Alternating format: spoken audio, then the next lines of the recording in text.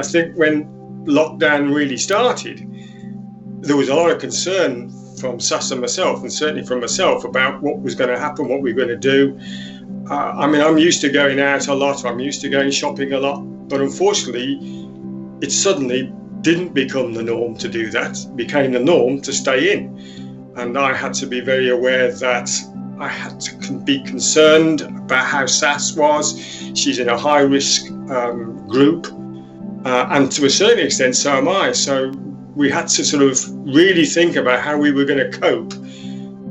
Well, from the survivor's perspective, of course, it is perfectly normal to feel anxious, because just for the sheer fact that it's such a life-changing event anyway, stroke in itself, but all the more so because of the lockdown.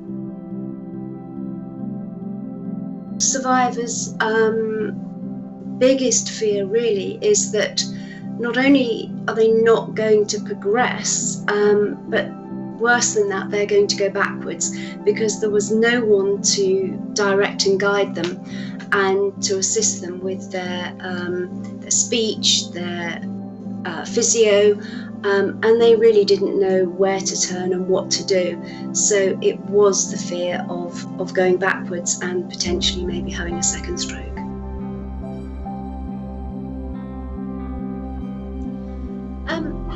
I think that depending on how far they are in their recovery journey, they can just phone and have the conversation that way, and feel a little less intimidated.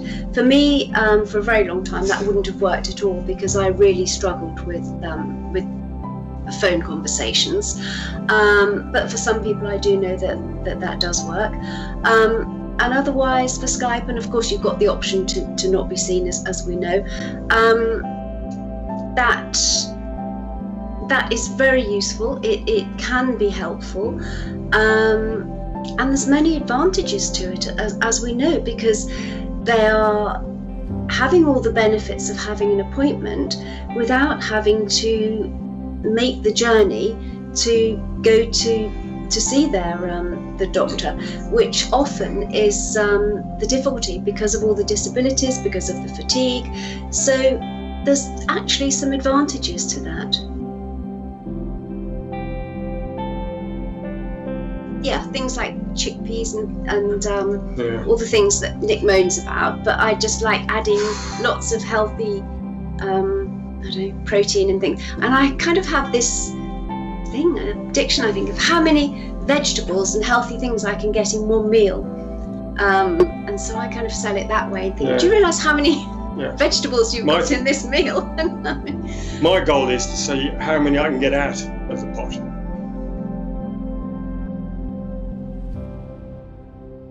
I think games are brilliant, and particularly for stroke survivors.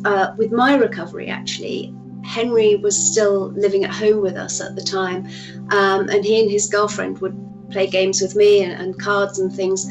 Really frustrating, because I was so useless at them at the time, but cognitively it was brilliant, and helped so much.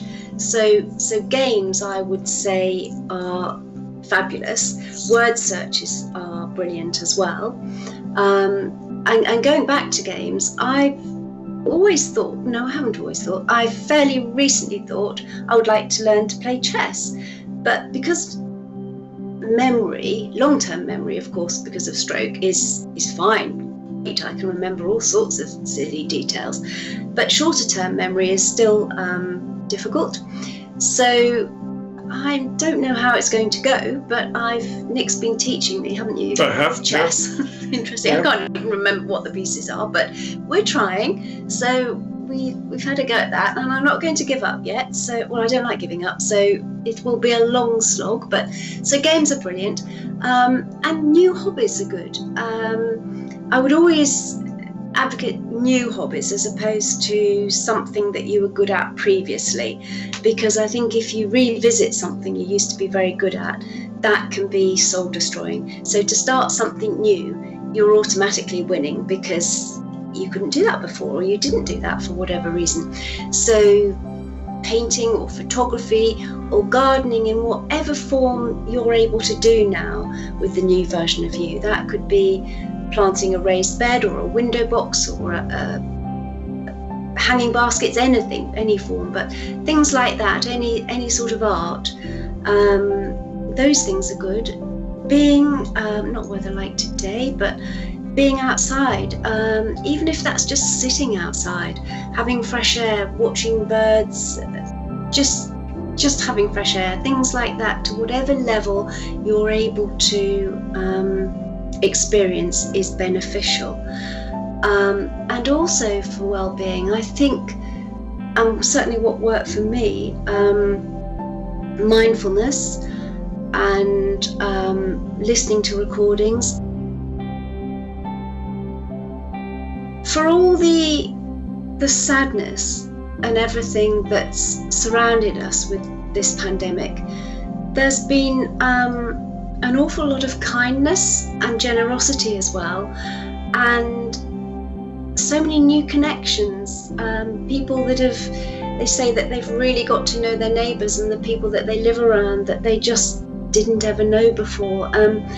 So I think there's also been an awful lot of positivity, and it would be lovely if a lot of that could stay.